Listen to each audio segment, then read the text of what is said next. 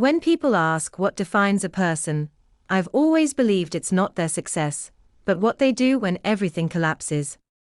My name is Dr. Ethan Harlow, and for most of my life, I thought I understood purpose. I lived in the peaceful town of Willowbrook, New Hampshire, a postcard kind of place where the maple trees blazed like fire each autumn and the still waters of Mirror Lake reflected every sunset, as if the world itself were pausing to admire it. I was 35 then, a dentist by profession, and as the locals affectionately called me, the Smile Guardian. My clinic, Harlow Smiles, sat on a quiet, tree-lined street beside a bakery that always smelled of cinnamon and butter. Inside, my small team worked tirelessly, treating everyone from nervous children with missing baby teeth to elderly folks who came more for conversation than checkups. I never charged those who couldn't pay. To me, restoring a smile meant restoring dignity, and that was priceless. That sense of compassion came from my father. When I was 17, he died suddenly from a stroke. I remember holding his hand in the hospital, promising him I'd live with purpose and kindness. That promise shaped every choice I made afterward. My wife, Sophia, was the kind of woman who turned heads without trying. Graceful, poised, and confident, she was the daughter of Harold Voss, a powerful businessman whose influence reached far beyond our small town. We met at a community health fair. I was treating a young orphan's cavity, and she stood watching in a green dress that caught the afternoon light. "You're a rare soul," she had said softly. I didn't know it then, but those words would become both a blessing and a curse. We married after 18 months. Our son, Noah, arrived 2 years later, the brightest part of my life. He had Sophia's auburn curls and my hazel eyes, and he followed me everywhere. Every evening when I came home, he'd rush to the door shouting, "Dad's home. Superhero time." I'd lift him high, pretending to fly around the living room while Sophia laughed quietly from the doorway. For a while, life was perfect, too perfect, maybe, but small cracks have a way of deepening when you pretend not to see them. Sophia came from a world of fine dinners, designer clothes, and exclusive events. I admired her drive, but our philosophies clashed. To her, success was measured in status. To me, it was measured in kindness. I spent weekends running free dental camps, repairing smiles for people who had lost hope. Sophia called it complacency. One night, over dinner, she said sharply, "Ethan, you're wasting your potential. You could expand, bring in partners, build wealth. Why settle for mediocrity when we could have more?" I remember setting down my fork and forcing a smile. "Because some things," I said gently, "are worth more than money." She didn't reply. But her silence that night echoed for months. Slowly, the warmth between us began to fade. Sophia's work in public relations demanded late nights and glamorous parties. She'd leave dressed beautifully, perfume lingering long after she was gone. I'd wait up, pretending to read while my thoughts raced. Her phone was always locked, screen turned down. Once, when I asked who she'd been talking to, she said coolly, "Just work." "Don't be paranoid, Ethan." I wanted to believe her. For Noah's sake, I did. Then came the Thursday that changed everything. I finished early at the clinic and decided to surprise her. I bought her favorite flowers, white lilies, and booked a table at our old bistro downtown. When I walked in, I found her on the couch, whispering into her phone, her tone tender in a way I hadn't heard in years. "I'll handle it," she said softly. When she saw me, she flinched and hung up. "Who was that?" I asked quietly. "A colleague," she snapped. "Why are you interrogating me?" The argument spiraled, sharp words slicing through the space between us. She accused me of mistrust, of trying to control her. I stood there, stunned. I hadn't accused her of anything, until her defensiveness gave me reason to wonder.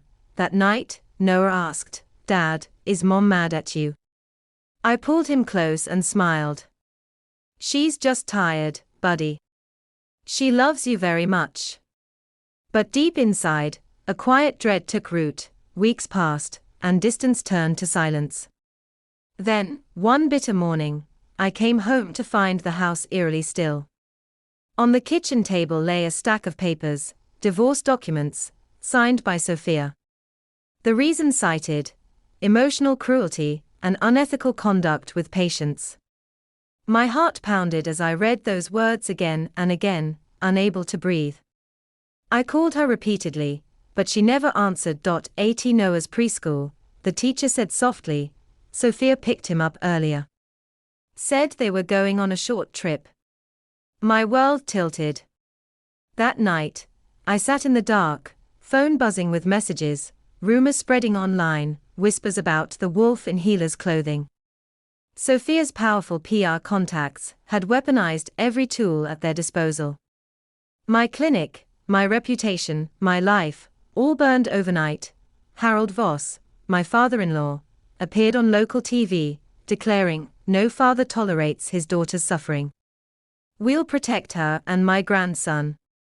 I wanted to fight back, to scream the truth, but I stayed silent, believing that integrity would speak for itself. It didn't. Within weeks, patients disappeared. My license was suspended for ethical review. Creditors called. Even old friends avoided me. I sold everything: my father's pocket watch, my car, even the dental chair where I'd built 1,000 smiles.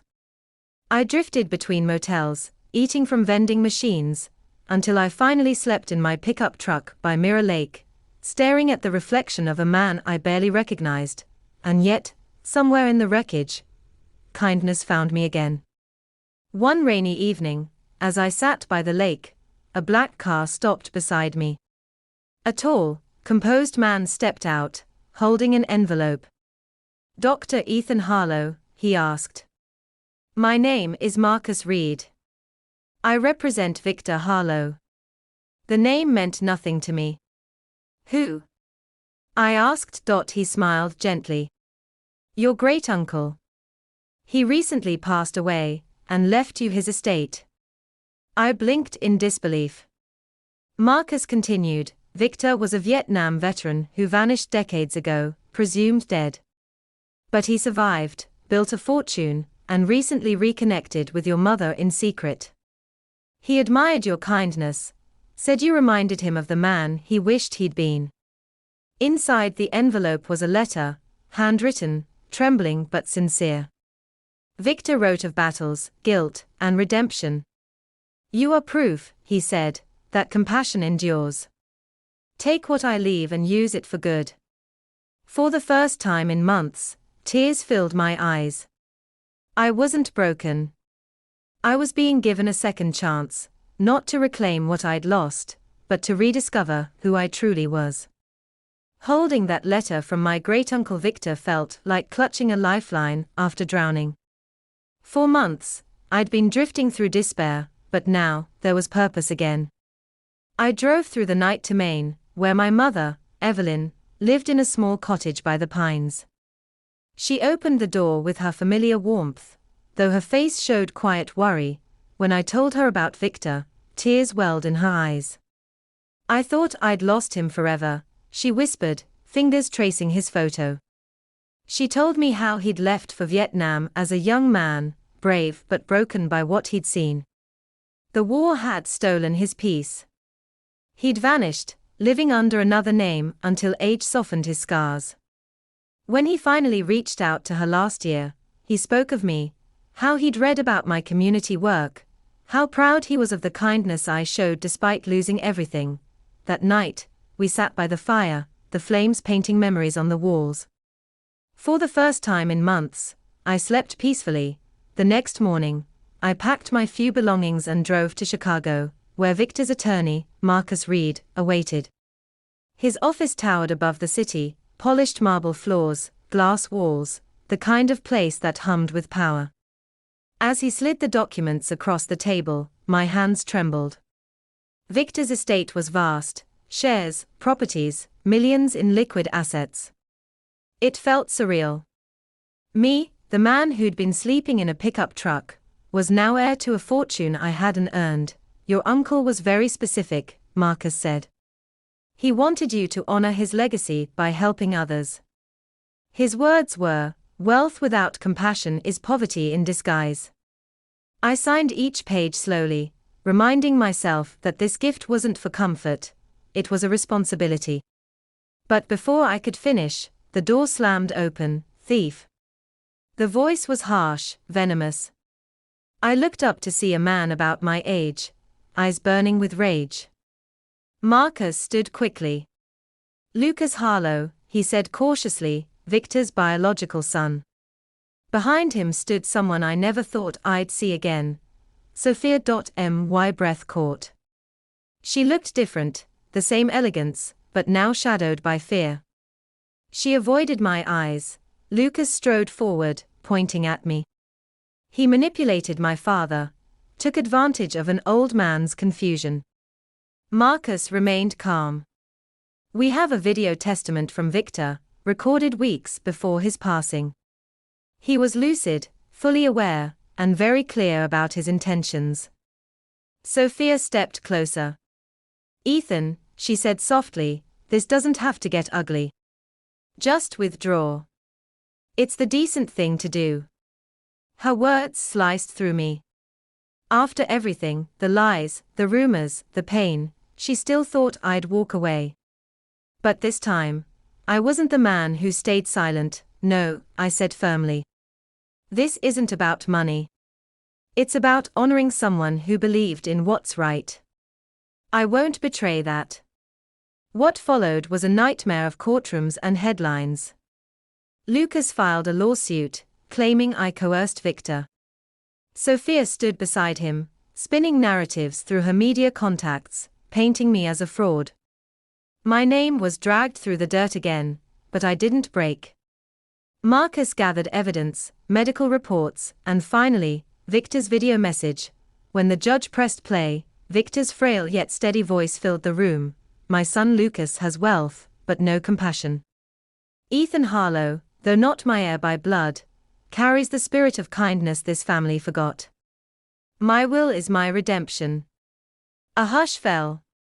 Then came the evidence: Lucas's embezzlement from Victor's charitable accounts, Sophia's emails linking her to laundering funds through Lucas's firm.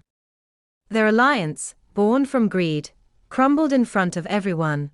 When the verdict was read, ruling in my favor, Lucas's face twisted in disbelief.